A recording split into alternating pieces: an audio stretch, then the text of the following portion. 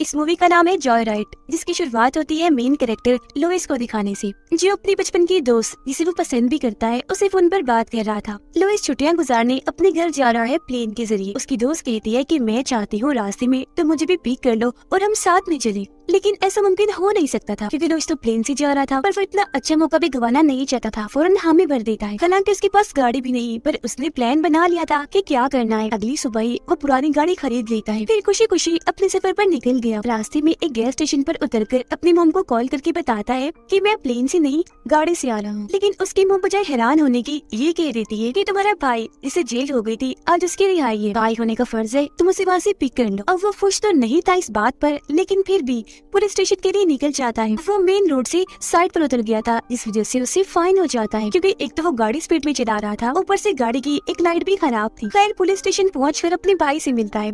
दोनों एक दूसरे को देखकर बहुत खुश थे क्योंकि 5 साल के बाद मिल रही थी। उसके भाई को जब पता चलता है कि लुइस अपनी दोस्त के घर जा रहा है तो वो भी साथ जाने की बात करता है, जो चीज लुइस को पसंद नहीं आती। वो सोच रहा था कि मेरे सारे प्लान पर पानी फिर गया है, मैं और मेरी दोस्त एक साथ वक्त नहीं गुजार सकेंगे। और तो उसका भाई भी उसे ये कहकर गुस्सा चढ़ा देता है कि तुम्हारी दोस्त ने तुम्हें सिर्फ ऑप्शन में रखा हुआ है, उसने एक बार कहा और तुम पागलों की तरह उससे मिलने जा रहे हो। इस बात से तो इसको गुस्सा आ गया। तेजी से गाड़ी चलाकर वो साइड में लाकर रोक देता है और अपने भाई को कह रहा था कि अब की बात इस तरह की कोई बात मत करना। एक जगह पर आकर लुइस का भाई गाड़ी में एक रेडियो लगवा देता है, जो एक ऐसा रेडियो था जिसके जरिए सभी गाड़ी, बस, ट्रक ड्राइवर एक दूसरे से बात करती है सड़क की सूरत हाल मालूम करने के लिए। इस रेडियो को लुइस का भाई एंजॉय करने के लिए इस्तेमाल कर रहा था, तो उसका तो अच्छा टाइम पास हो रहा था क्योंकि आसपास के जितने भी मुसाफिर थे सब कोड्स के जरिए एक दूसरे से बात कर रहे थे, जो कोड्स खास तरह के नाम थे। उसका भाई अपना और लुइस का भी नाम रख लेता है। जिस दौरान उनकी बात एक ट्रक ड्राइवर से होती है जिसका कोड था रस्टी नील, यानी जंग लगी की। वो कह रहा था कि बारिश अक्सर लोगों को पसंद होती है क्योंकि वो सब लोगों को घरों के अंदर रखती है और मेरे हिसाब से बारिश आज रात भी होने वाली है। अब उसकी अजीबोगरीब बातें सुनकर लुइस के भाई को फजूल सा आइडिया आता है, जिस बारे में वो लुइस को भी बताता है कि तुम ऐसा करो,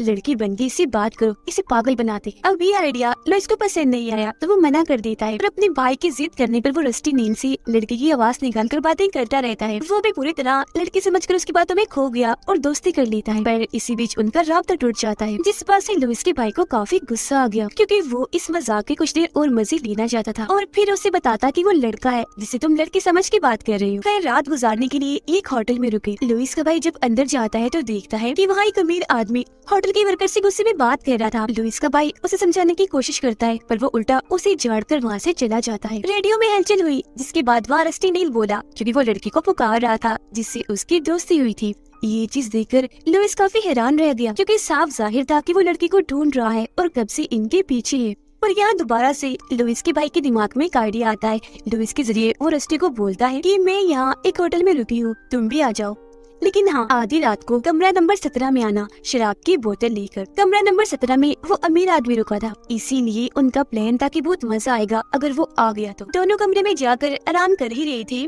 कि ठीक 12 बजने पर होटल के बाहर एक ट्रक आकर रुका, जो उसी का था, यानी कि रस्टी सच में आ गया। ये चीज लुइस का भाई भी देख लेता है और अपने प्लान को ऐसे कामयाब होता देखकर वो काफी खुश रह जाता है। वो कमरा क्योंकि साथ वाला ही था तो ये दोनों कान लगाकर सुनने लगती हैं, जहाँ पर अमीर आदमी रस्टी को डांट रहा था और अगले ही पल गला घुटने की आवाज आने लगी, जिससे काफी घबरा गई। लुइस फौरन काउंटर पर फोन करके बताता है कि कमरा नंबर 17 में कोई गड़बड़ है, जो सुनकर वर्कर पहले कमरा नंबर 17 में कॉल करता है और फिर इनको कॉल करके बताता है कि वहाँ सब ठीक है, जो सुनकर दोनों ही भाई काफी चौंक गए और ऐसे ही परेशानी की हालत में ही सो जाती है। जिस दौरान रस्टी का ट्रक भी वहाँ से निकल चुका था। अगली सुबह पुलिस इनसे पूछताछ करने के लिए आती है। वो अमीर आदमी की बात कर रही थी जो काफी बुरी हालत में सड़क पर मिला था, जो सुनकर दोनों एकदम दंग रह जाते हैं क्योंकि उन्हें तो ये लग रहा था कि उस अमीर लंबे चौड़े आदमी ने ही रस्टी पागल को नुकसान पहुंचाया होगा, जो आम सा ट्रक ड्राइवर है हमारी बातों में भी आ गया। उनको हैरान होता देखकर पुलिस उन्हें अमीर आदमी की हालत दिखाने के लिए ले जाती है। सच में जिसकी हालत बहुत ही खराब थी क्योंकि उसका नीचे वाला जबड़ा उखाड़ दिया गया था, सिर्फ दांत नजर आ रहे थे। फिलहाल वो कोमा में था।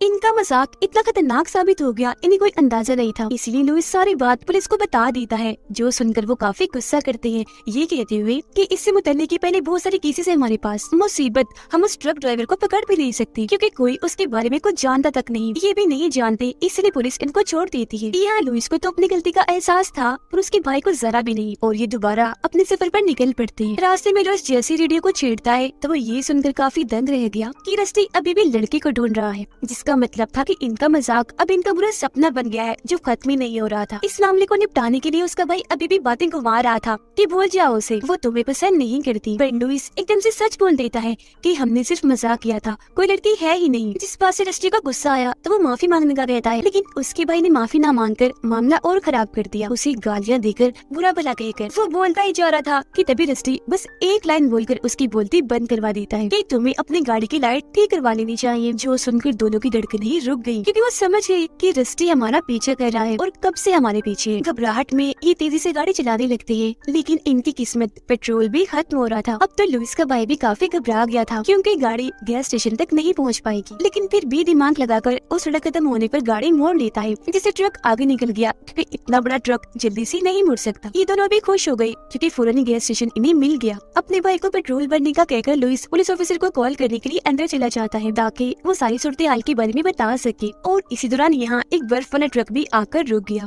जिसके अंदर से खतरनाक दिखने वाला आदमी बाहर आया जिसने हाथ में बल्ला पकड़ा हुआ था। वो जैसे ही अंदर जाता है लुइस का भाई इशारे से उसे बता देता है क्योंकि उन्हें शक था कि यही रस्टी है। इसीलिए लुइस बगैर ऑफिसर से बात किए सिर्फ बिल देता है और बाहर आ जाता है और ये दोनों गाड़ी में बैठकर जल्दी से यहाँ से निकल जाते हैं। जल्दबाजी की वजह से सामने आ रहे ट्रक से टकराने ही वाले थे कि बाल बच गए। इन्हें डर था वो आदमी पीछे पड़ा हुआ था, तो आगे बढ़ते बढ़ते एक ऐसी जगह पर आ जाते हैं जहाँ रोड खत्म हो गया। वो आदमी इनके पास आता है क्योंकि वो दरअसल इनका कार्ड वापस करने आया था जो लुइस स्टोर के अंदर ही भूल आया था। और रही बात उस बल्ले की, वो तो एक औजार था ट्रक चेक करने वाला।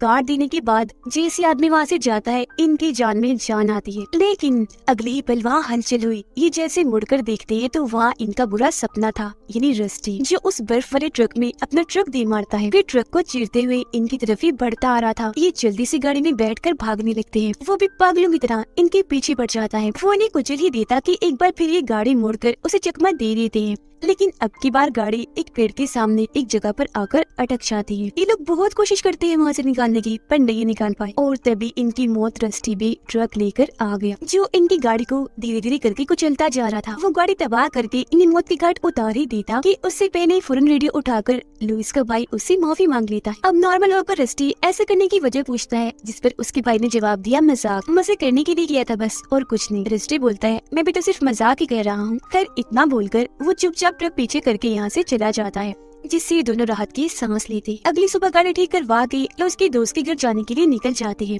लुइस का भाई रेडियो को गाड़ी से निकालकर फेंक देता है क्योंकि उसके हिसाब से ये सारी फसाद की जड़ थी। अब ये लोग लुइस की दोस्त जिसका नाम वेना है उसके पास पहुंच जाती है। हैरत उसे देखकर दोनों ही भाई खुशी से खिल उठते हैं। ये आ गई थी तो वेना की दोस्त यहाँ से चली जाती है। ये भी अपने सफर पर निकल गई। रास्ते में वेना लुइस का शुक्रिया अदा करती है। दोनों अपनी अपनी बातें करने ही लगे कि लुइस का भाई इन्हें बीच में ही टोक देता है। ये लोग फिर एक बार में जाते हैं जहाँ कुछ लड़के वेना से बदतमीजी करने लगे। लुइस के यहाँ आते ही बात बिगड़ने ही लगी थी कि उसका भाई आकर वेना को अपने साथ ले जाता है। उसे उसके कमरे में छोड़ते हुए अजीब तरह से वेना को देख रहा था। वो भी इन दोनों भाइयों को लेकर काफी कंफ्यूज हो रही थी कि मैं किसके साथ ताल्लुक बनाऊं, क्योंकि देखने से तो यही लग रहा है कि दोनों ही मुझे पसंद करते हैं।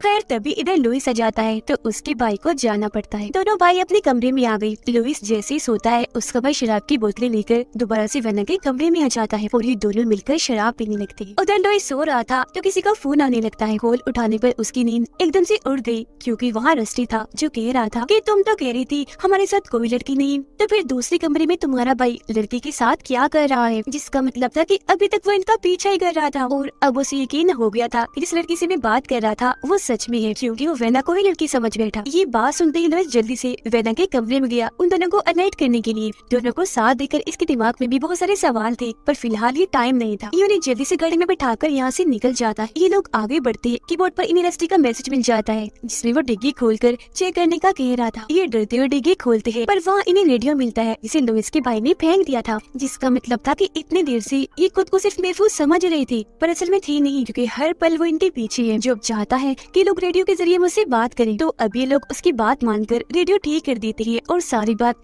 वेना को भी बता देती है, जो सुनकर वो काफी डर जाती है। रेडियो सेट करते ही रस्टी इनसे बात करने लगा, जिसके पीछे एक लड़की की रोने की आवाज आई, जो आवाज वेना पहचान लेती है और परेशान हो गई क्योंकि वो उसकी दोस्त थी, यानी कि रस्टी ने उसके दोस्त को अगवा कर लिया और अब उसे बचाने के लिए इन्हें रस्टी की हर बात मानी थी।